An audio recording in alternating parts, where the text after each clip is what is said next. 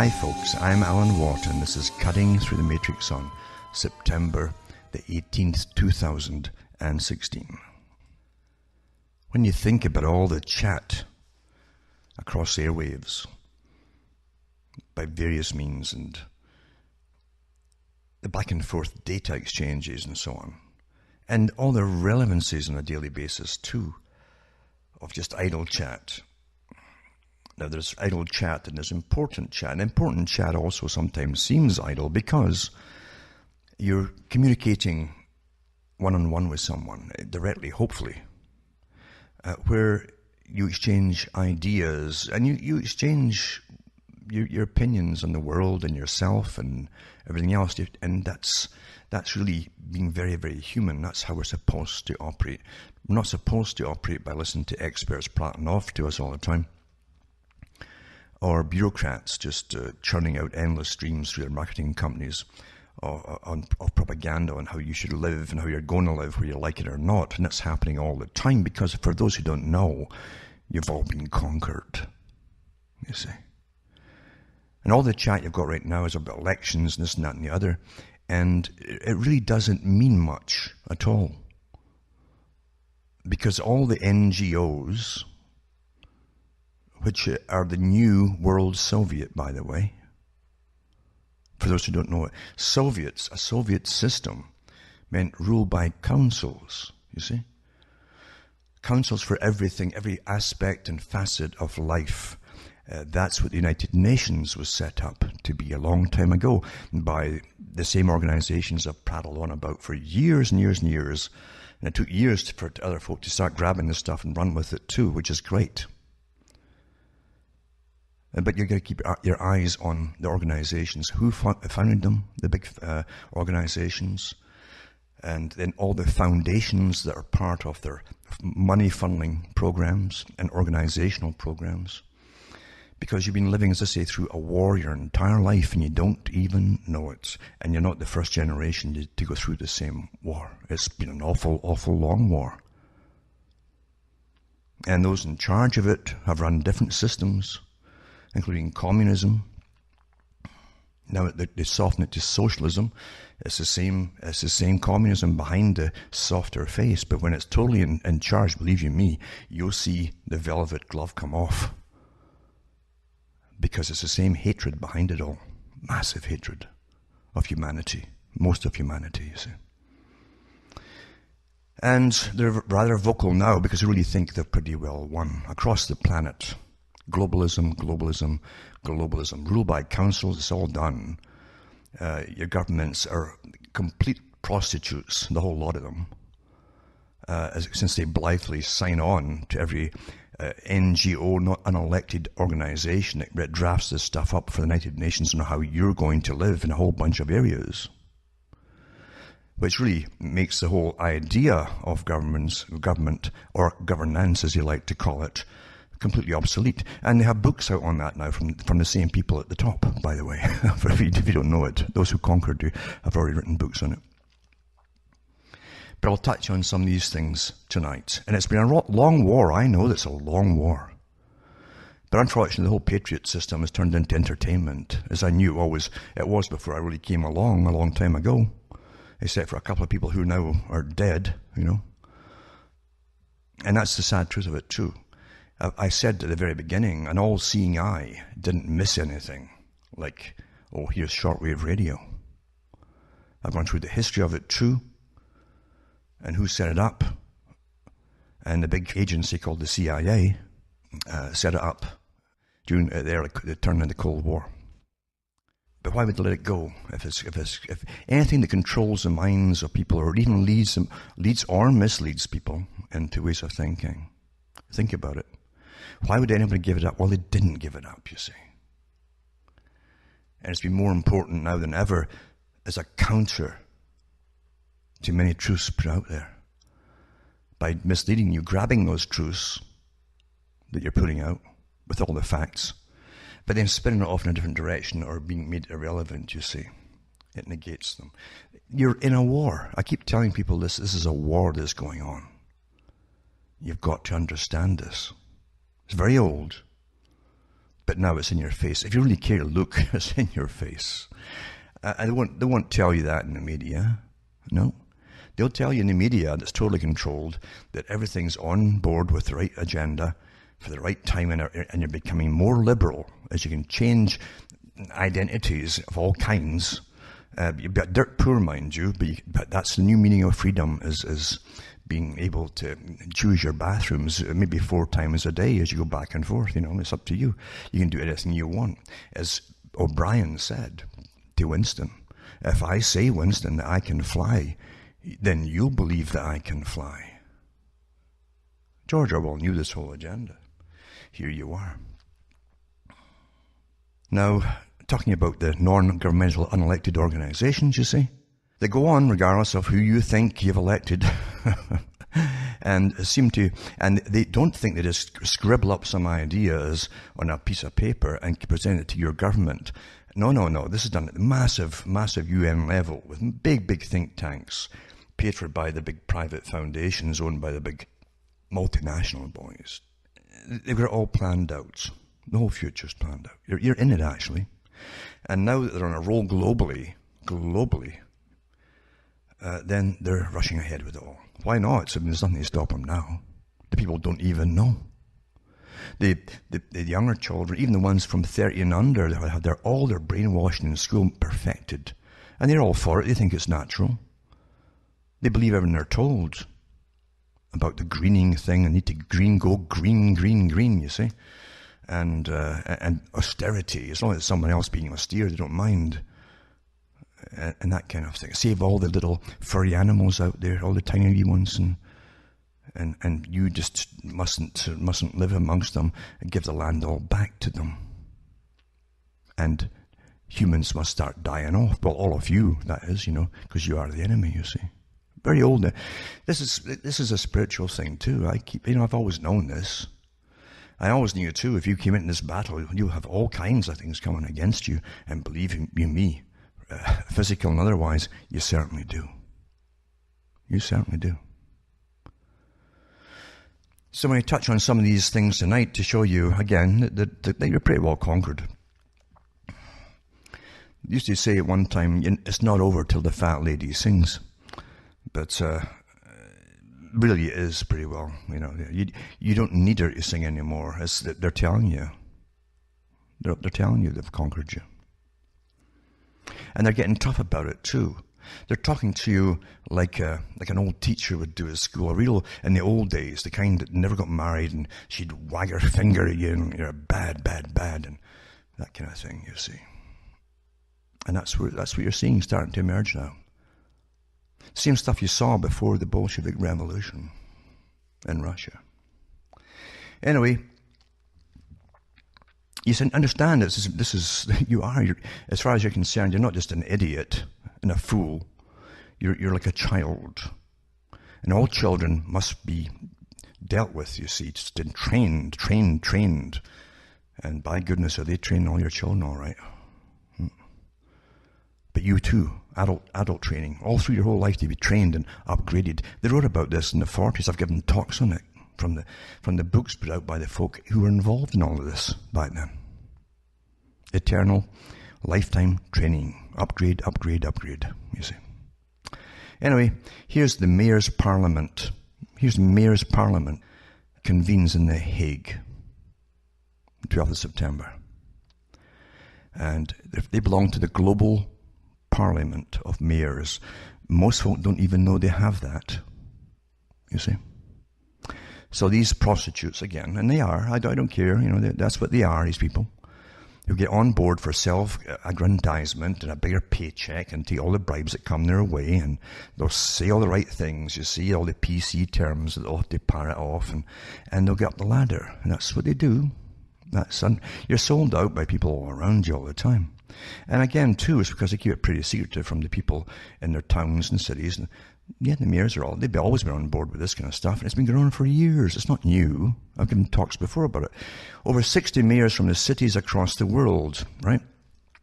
Remember the talks I gave on the super cities from the United Nations, and how the world would be comprised from the military think tanks, and I've got their articles up on my website too, both in Britain and in the US ones, both saying the same things. Eventually there'll be no borders. Well, we're pretty well here. And there'll be super cities. The rest of you in the rural areas will be, by one way or another, pushed off the land, or you'll leave voluntarily when it will be unbearable to be there. There's 1,000 ways to do it. And in the super cities, they'll be the high-tech, more advanced ones, whereas the most folk will be in the overcrowded slum cities, you see. And that's how it's all planned, folks. Anyway, over 60 of these awful mayors from cities across the world met in The Hague over the weekend, 10th, 11th September, to convene the Global Parliament of Mayors. It's wonderful, like Global Parliament of Mayors. Did you vote for any of this stuff? The brainchild of Dr. Benny Barber. Now, Benjamin Barber has been on the go for years. He's thrown out the books about the need for all this stuff, globalism and abolition of nations and blah, blah, blah. Nothing new about it. The new parliament derives from the idea Barber introduced in his book. No, he didn't. He was just a front man put forward. And that's how the world was run too, by front men. If Mayors Ruled the World, that was his book. Barber asserts that cities and the mayors that run them offer the best new forces of good governance. Well, since you don't know anything about it, they'll rule it in secrecy. Is that good governance? The UN tried to cure nationalism. You see, the United Nations. Remember, the United Nations was set up by the Royal Institute for International Affairs, CFR, who also has the Trilateral Commission, all these private organizations that run the world. They set up the United Nations, they set up the Bank for International Settlements. I've gone through the whole history, and I'm sick repeating it all. And the IMF and all the rest of it. The money system is also important to run the world. You've got to take over that from the beginning, or even set it up from the beginning. So the UN tried to cure nationalism through cooperation of nation states, he said at the opening. The EU tried to cure nationalism by erasing nation states. And 60 years later, both of these are in trouble. It says, is this the parliament one more limp banner of aspirational futility? He asked. There's a key difference in this new governance experiment. Did you vote for it? Did you even hear about this new governance experiment? As you're watching your entertainment and your sports. So governance experiment, and those gone before. We speak here as mayors and as citizens. We represent not anonymous voters, but engaged residents of local communities. Are we engaged in it? Do you know about this? Mayors from Cape Town, Oklahoma City, Amman, Athens, Rotterdam, and others agreed on the Hague Global Mayors' call to action. Call to action. Stating that the Parliament will allow cities and their mayors to cooperate in critical issues such as climate change. There you go again, the big stick, you see, the big nonsensical stick. Refugees that are not really refugees at all, you see. They've got a purpose for getting flooding out, and they've been very vocal in Germany, in the German Parliament, as to what this purpose is, Pandemic disease, inequality, and urban security. So these are the nonsensical things that always give to you these far left, what can I say, communistic slogans, you see, because remember what the top communists, including Lenin, said, we shall win by slogans, and they do have them. Climate change, refugees, pandemic disease, inequality, urban security, problems that other institutions have not always been able to address. And it says other city networks. And here's the other thing. This isn't the only one, folks, Where's all this funding come from? Well, you're paying for most of it. And the foundations fund all the rest of it to them. Anyway, it says other city networks, including the C40 and Eurocities, were represented, keen to show their support to a new forum not seen as a threat. There you go. Tom Cochrane, CEO and Executive Director of the U.S. Conference of Mayors, another one, you see, awfully enthusiastic, the Global Parliament of Mayors will finally create the needed place for mayors of the world to learn, share, and make significant progress on the global metro-urban challenges we are facing. The formation of this new organization marks a historic moment as no other international coalition for mayors and run by mayors exists. Now think about something else. I've mentioned it before, and other folk know this too. The bigger a nation is, in fact, the harder it is to get anything done in the local level that you need done just to survive in that local area. When you move into a massive federation, you've now got almost a foreign nation somewhere sitting far, far away that really doesn't have much time to even listen to your problems, never mind deal with them.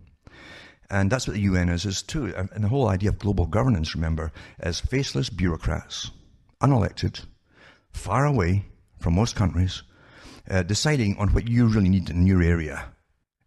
Hell is coming down big time, and you can't see it because hell is described as a beautiful place. Beautiful place.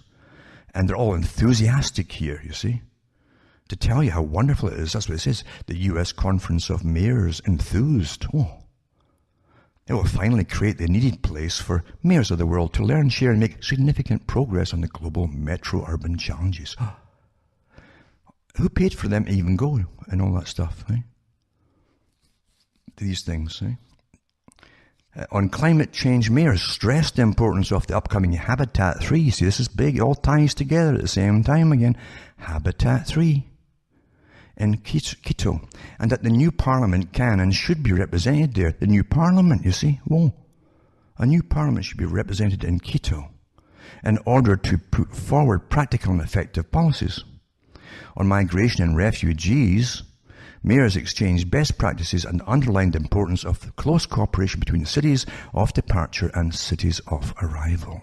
Now, you know yourselves, folks, that this whole con with refugees, and it's been rather vocally put out there by the folk behind it in Germany and places, is to eradicate the German people, basically. And they're not really refugees, as I say, you see. Regardless, there's a whole massive story behind that, and if you don't know it by now, you'll never know it. You know, and if you watch television, I guess you'll never know it. I'm sorry to say so. I've never watched television for years and years. And what do your mayors know about refugees? What have they got to do with it in the first place? Who votes in the mayor as the refugees? Or you? Or do you even bother? To help mayors connect, a new virtual parliament, and give you the site for it, this new site was announced to allow each member city to survey, discuss, and ultimately vote on action points. 7 cities, very telling too, naturally, will now form a committee to prepare the next steps and the draft principles and actions that were discussed during the 2-day convening, including migration, climate change, and governance. There you go. See, there you go. That's only one. It's all wonderful, wonderful. And the global parliament of mayors can lead to the devolution revolution. They love these little slogans, don't they? It's from another newspaper, and it says, this week sees the inaugural sessions of a new global governance body, a new one, aiming to create a platform for common action on crucial global challenges that manifest themselves as urban crises. To start with climate change and migration. These are the big fists that are going to use all these big nonsensical fists, you see. As the European Union unravels around the recent Brexit vote and right-wing populist nationalism, that terrible thing about liking to have a little country that you and your ancestors for thousands of years have lived in and struggled to survive and hold on to, you're awful right-wing and you're nationalist and you're populist, you see. And the United States engaged in a presidential primary that seems as much about whether the republic will have a future as about who will occupy the White House. The challenge to citizens is whether they can survive this daunting new interdependent world. It's a world of terrorism without borders. Well, who creates it all? Who funds it all? Climate change without frontiers. Who's spraying above me? Immigration without documentation and inequality without precedent. And given that the 400-year-old ideas of the nation-state is in trouble, the challenge is daunting indeed, for with its stubborn commitment to an archaic idea of sovereign independence, rooted in zero-sum international relations, the nation-state has become increasingly dysfunctional. And this is from, again, Benjamin Barber again, you see. who was really an operative agent. This is in his book 2014, If Mayors Ruled the World, Dysfunctional Nations, Rising Cities, he proposed that cities may be to the future what nations were to the past. Efficient and pragmatic, problem-solving governance bodies that can address sustainability and security without surrendering liberty or equality. Now, I'll tell you what the cities and all the whole, and this particular movement is all about, folks. They call them pathways. You will be born in a pathway. Your pathway will be set out for you in these cities, you see. All the decisions will be made up before you can even think as to what you would do with your life. And you'll go along through that pathway, and you go into different pathways as you work. The work pathway, this pathway, that pathway. And then if you get sick, you go into the pathway for this particular sickness, put into blah, blah, blah, treatment, a cost, and it depends on your importance to that society, that community. You'll be put on a particular, or you won't be one or the other medication, depending if you're crucial for them surviving there. Like you have good standing in the community. And that will all depend on what you, how important you are. And then you get put on the pathway. If you're not that important, you'll be put on the death pathways very quickly. Very efficient, mind you. And you'll go into the soil and green mix in no time at all. So I'll put this link up again on this one as well. And then I'll link up on Benjamin Barber to tell you about, you can see a bit of his history here. But remember, he's a front man. They're all front people who are put forward. You see, put forward to push stuff, to change all of you according to a predetermined plan. And yes, he also is a senior research scholar at the Center on Philanthropy and Civil Society of the Graduate Center. New York is the City University of New York. And he's the founder of the Interdependence Movement and Walt Whitman's professor at the Political Science Emeritus, Rutgers University. And he was a distinguished fellow at Demos, naturally. Anyway, this is as far left as you can go. You can see all the stuff. He lists his important thinkers down through the ages. That's all on board with the same far, far left, etc., etc. Remember what Charles Galton Darwin talked about in his book, The Next Million Years. He says eventually, the people won't have to make any decisions. He says the wild men, the ones who keep their mentality, they don't damage the brain, which they're going to do for everybody else, or drug them or whatever. But he says, but we must retain our capacity as the wild men, because we'll be ruling the world, basically, running the world, making all the decisions. The ordinary folk won't need that, because he said that the state and all the agencies of the state will be making their decisions for them. It all ties in with this stuff. I'll put this one up too. It says, we've been mayors of New York, Paris, and Rio. These are all the different previous meetings, you see. We know climate action starts with cities. Oh, there you go. And that's from Bloomberg. I'll put that one up as well. It says, already signed the Paris Agreement with more than 175 countries. Did you get to vote on it? No. Was successful in large part because national governments recognize cities' progress in reducing their carbon emissions. What a joke that is. On Thursday, as world leaders gather in Washington, D.C. to discuss how to reach the goals set in Paris, they should focus on helping cities do even more and act faster to reduce those emissions. You see? And this one goes on and on and on. And you only see this big stick coming out more and more and more and more as they wave it in front of your face. I'm telling you, you're bad. You start with you're naughty, but now they're not going to tolerate it anymore with you living and doing how you want to live and so on. As I say, don't forget, this is simply the Soviet system with a softer face, temporary softer face. And it's better psychology anyway than just brute force, isn't it? To take over something. And also put up an interview with Dr.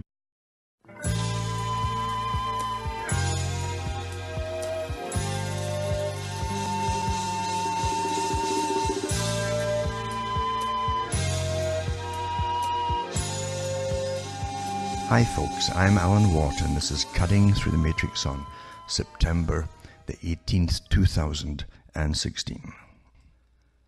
When you think about all the chat across airwaves by various means and the back and forth data exchanges and so on, and all the relevancies on a daily basis too of just idle chat.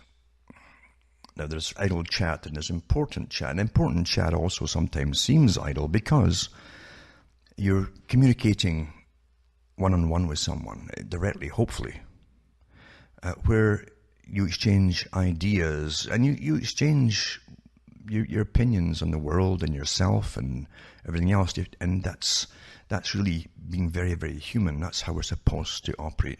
We're not supposed to operate by listening to experts prattling off to us all the time, or bureaucrats just churning out endless streams through their marketing companies of propaganda on how you should live and how you're going to live, whether you like it or not. And that's happening all the time because for those who don't know, you've all been conquered, you see. And all the chat you've got right now is about elections and this and that and the other. And it really doesn't mean much at all. Because all the NGOs, which are the new world Soviet, by the way, for those who don't know it, a Soviet system meant rule by councils, you see. Councils for everything, every aspect and facet of life. That's what the United Nations was set up to be a long time ago by the same organizations I've prattled on about for years and years and years. And it took years for other folk to start grabbing this stuff and run with it too, which is great. But you've got to keep your eyes on the organizations. Who founded them, the big organizations, and then all the foundations that are part of their money funneling programs and organizational programs. Because you've been living, as I say, through a war your entire life and you don't even know it. And you're not the first generation to go through the same war. It's been an awful, awful long war. And those in charge of it have run different systems, including communism. Now they soften it to socialism. It's the same communism behind the softer face. But when it's totally in charge, believe you me, you'll see the velvet glove come off. Because it's the same hatred behind it all. Massive hatred of humanity. Most of humanity, you see. And they're rather vocal now because they really think they've pretty well won across the planet. Globalism, globalism, globalism. Rule by councils, it's all done. Your governments are complete prostitutes, the whole lot of them. Since they blithely sign on to every NGO, not an elected organization that drafts this stuff up for the United Nations on how you're going to live in a whole bunch of areas. Which really makes the whole idea of government, or governance as you like to call it, completely obsolete. And they have books out on that now from the same people at the top, by the way. If you don't know it, those who conquered you have already written books on it. But I'll touch on some of these things tonight. And it's been a long war. I know that's a long war. But unfortunately, the whole Patriot system has turned into entertainment, as I knew it was before I really came along a long time ago. Except for a couple of people who now are dead, you know. And that's the sad truth of it too. I said at the very beginning, an all-seeing eye didn't miss anything. Like, oh, here's shortwave radio. I've gone through the history of it too. And who set it up? And the big agency called the CIA set it up during the turn of the Cold War. But why would they let it go? If anything that controls the minds of people, or even leads or misleads people into ways of thinking, think about it. Why would anybody give it up? Well, they didn't give it up, you see. And it's been more important now than ever as a counter to many truths put out there. By misleading you, grabbing those truths that you're putting out with all the facts, but then spinning it off in a different direction or being made irrelevant, you see. It negates them. You're in a war. I keep telling people this is a war that's going on. You've got to understand this. It's very old, but now it's in your face. If you really care to look, it's in your face. They won't tell you that in the media. No.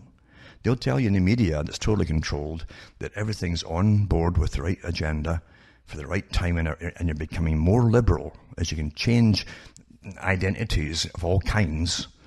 You've got dirt poor, mind you, but that's the new meaning of freedom, is being able to choose your bathrooms maybe 4 times a day as you go back and forth. It's up to you. You can do anything you want. As O'Brien said to Winston, if I say, Winston, that I can fly, then you'll believe that I can fly. George Orwell knew this whole agenda. Here you are. Now, talking about the non-governmental unelected organizations, you see, they go on regardless of who you think you've elected and they don't think they just scribble up some ideas on a piece of paper and present it to your government. No. This is done at the massive UN level with big think tanks paid for by the big private foundations owned by the big multinational boys.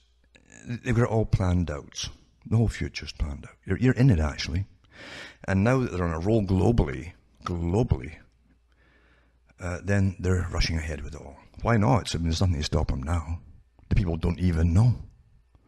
The younger children, even the ones from 30 and under, have all their brainwashing in school perfected.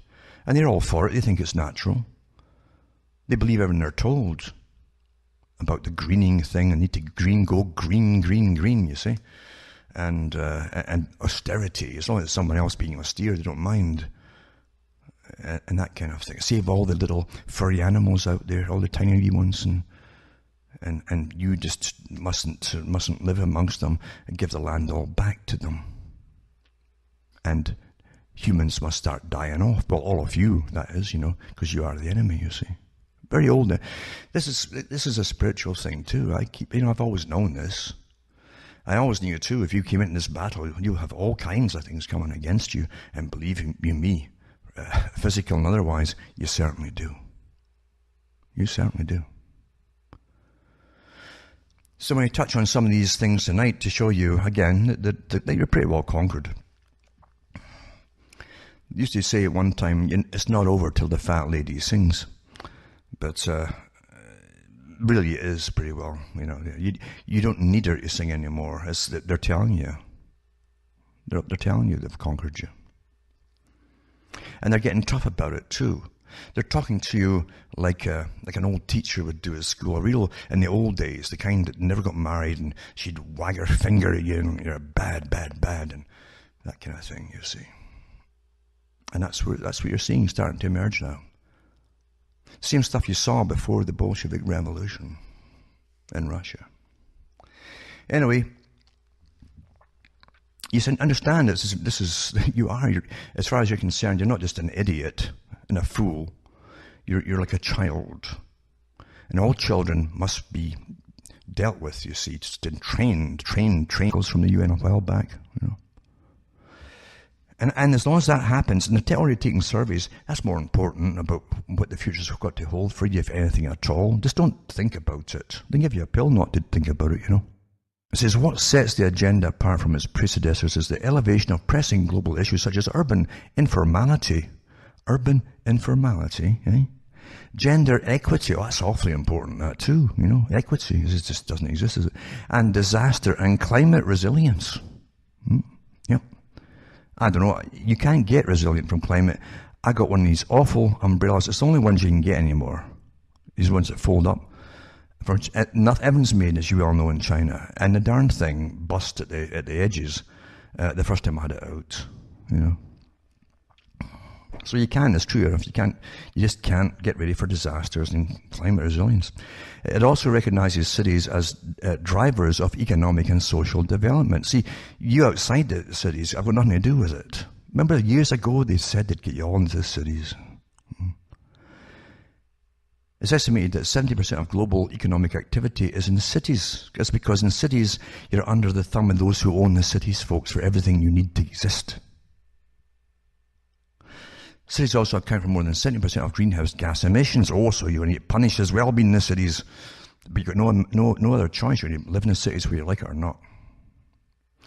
The agenda will therefore be critical of achieving the COP21 targets agreed in Paris last year. That's a conference of parties. So your politicians signed you onto this thing so you can't heat yourself. You should really cut down your breathing too, Try to shorten your breaths. Don't take as many.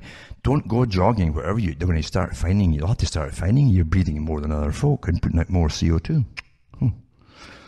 The current draft is not without controversy. Inclusion of the right to the city has already stalled talks.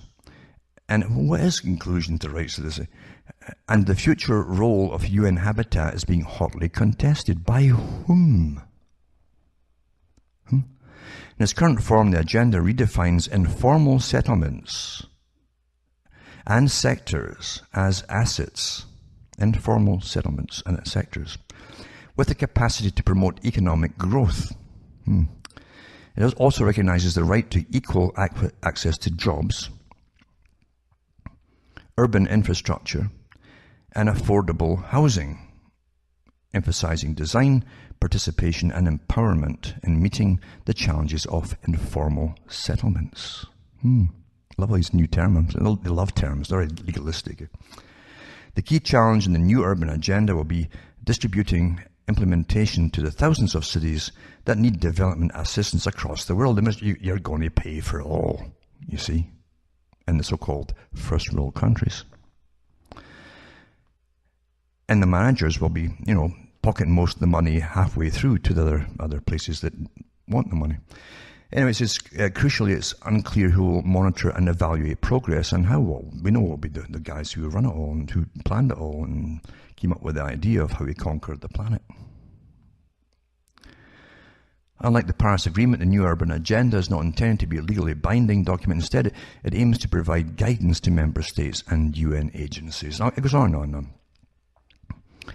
And this is happening, folks, and most people are they're all watching their sports.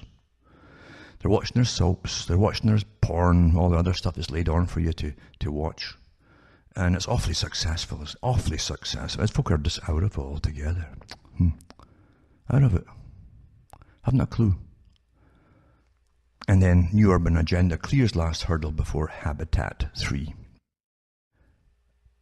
Awfully important, all this stuff. But again, I'll go down the memory hole very quickly as folk get back to voting for the charade of pretending that you're voting in someone that's going to work for you and nations. It's sad, isn't it? Terribly sad, the way we're being conned all along, in secrecy most of your life, actually. And even your minds are shaped all the time through your whole life without you knowing it. Your entertainment and all the little things you're supposed to think about that you see and how it would you feel when you watch dramas and things.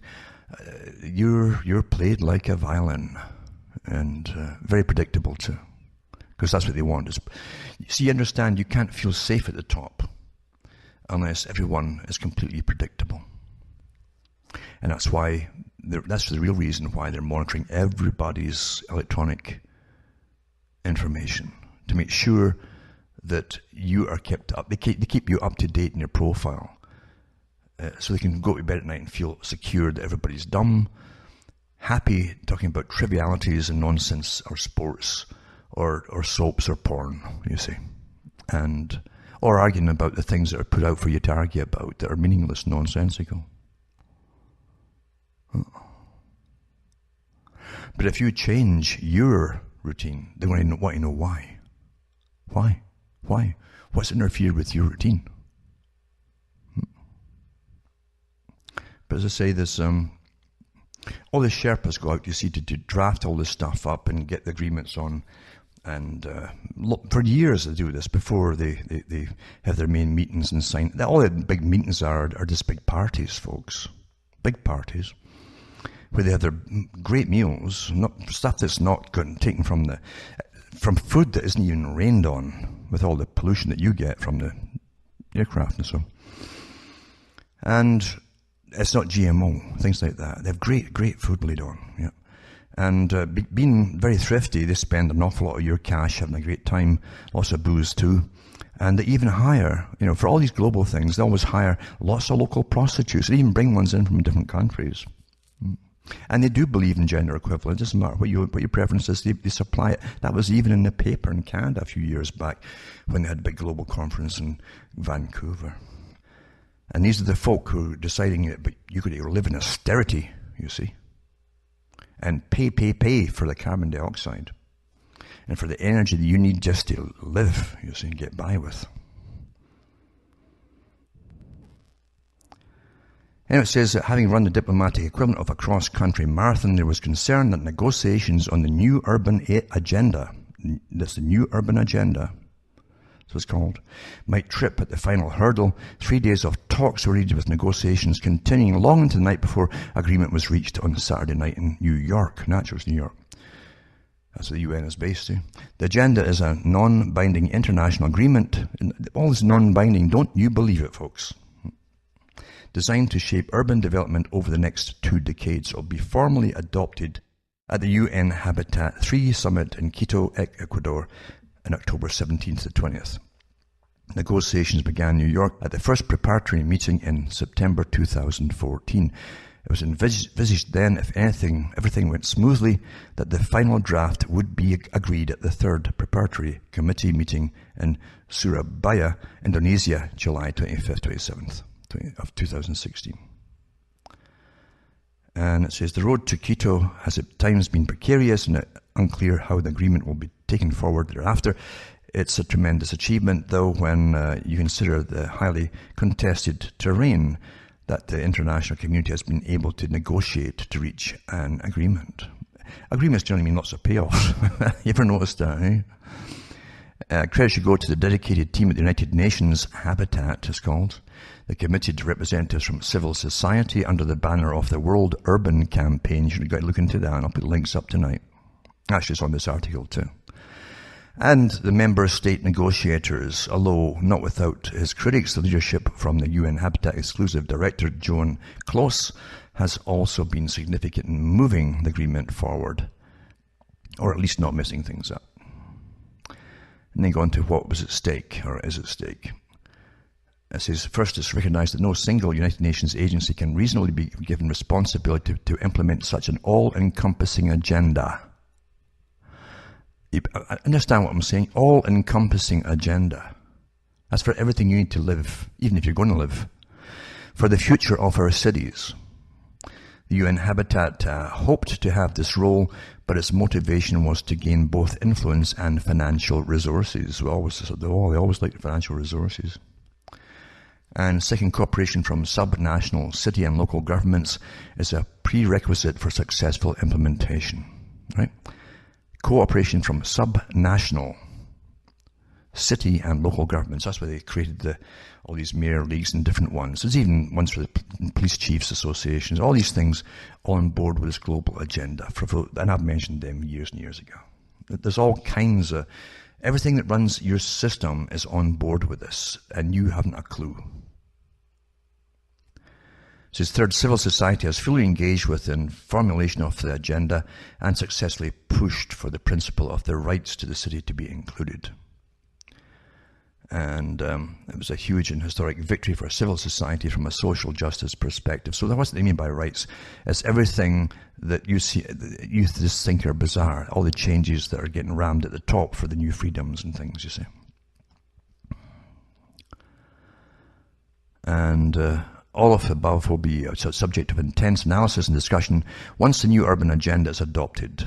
If taken seriously, each has the potential to be transformative. This is the essence of change, transformation, you see, transformative. So anyway, this goes on and on and on, and a bumpy road ahead, and how they've got all these other things planned to make it all happen and work, and yada, yada, yada. All the sustainable development goals have to be implemented, and so that's cutbacks and austerity, and the Paris Agreement on climate change, you see. But it's going to have to be pushed off the land too, obviously, since that's unsustainable. I mean, and you're heating yourself for that little house in the country somewhere, and that's just not acceptable. Not acceptable.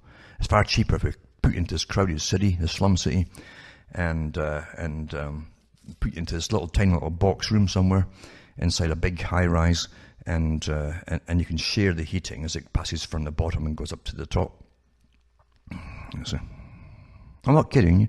This is all you've conquered. This is all to conquer you. This is all this is about. Is domination, and it's a war strategy for you. If you don't know, this is a real war.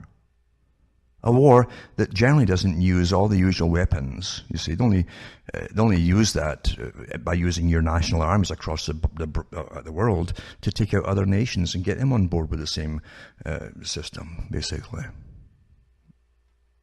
It's a war. And it says Habitat 3 is a United Nations Conference on Housing and Sustainable Urban Development.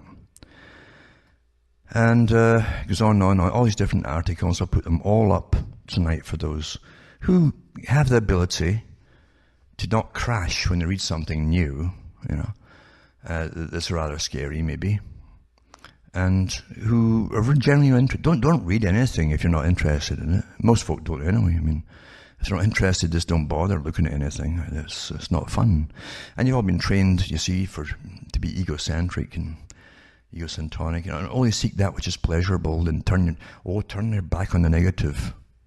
And as long as you turn your back on the negative, you will be wafted in gradually, little by little, into their big system without even knowing how you ended up there. That's what happens to folk who won't look at the oncoming train behind them, because it's not nice, you see. That's a downer, man. But that's what life's about, you see. You're in a very long war with all the techniques of war being used. The greatest psychological warfare ever devised has been on the go my whole life, on the general public. All to be dominated by a group who planned a long, long, long time ago, who know how you should live, or if you should live at all, and who wrote lots of books about it long ago, are blatant about it. They've managed to, hide some of it, but now they're getting antsy again. You can smell it, you can see it in their writings. They're getting antsy for total victory now. Hell hath come down, eh? And it's coming down at an awful speed. And the folk are disabled. Psychological warfare is meant to disable a people, an adversary. And it works awfully well when it's across the board with all the incredible media they have today. They can get their messages out across the whole board and their mainstream news and so on, television, yada, yada, yada, and even radio, yada. It's everywhere at the same time, They even alter it slightly sometimes. Sometimes you all get the same propaganda, verbatim, just put in different languages. And other times they alter it slightly for the culture that they're targeting, but it's just a little bit here and there, a bit of variation here and there. You have no idea of the mass organization that rules over you, that you haven't a clue about even exists, and that you pay for in many ways, and you might pay the ultimate price eventually. Because as far as you're concerned, they own you. And they've decided whether you should live or die, or exist at all, you see. And you don't get any say in it whatsoever. None whatsoever.